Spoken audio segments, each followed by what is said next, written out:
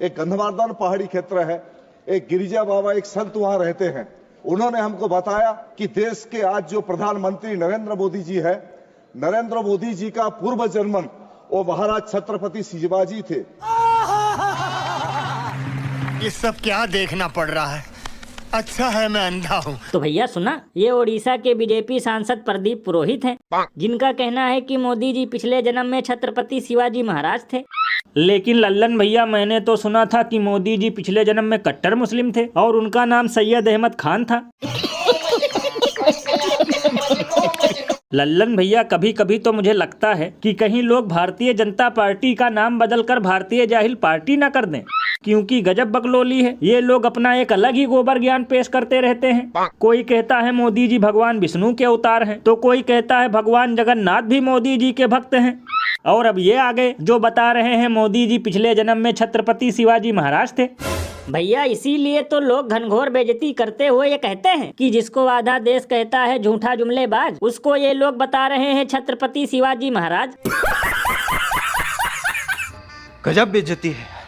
वैसे भैया एक कमाल की बात बताऊं, ये सब सुनकर हमें बिल्कुल भी आश्चर्य नहीं होना चाहिए, क्योंकि जब मोदी जी खुद अपने आप को नॉन बायोलॉजिकली बताते हैं तो उनके नेता तो अजब गजब ज्ञान पेलेंगे ही।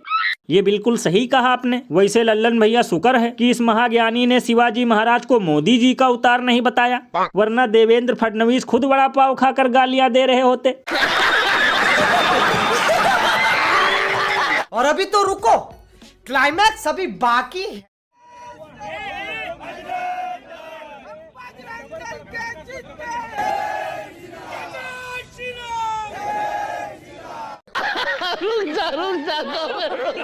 तो भैया देखा, आजकल नागपुर में औरंगजेब की कब्र हटाने के लिए इतना बवाल मचा है कि इतना बवाल तो सीमा हैदर पर भी नहीं मचा था।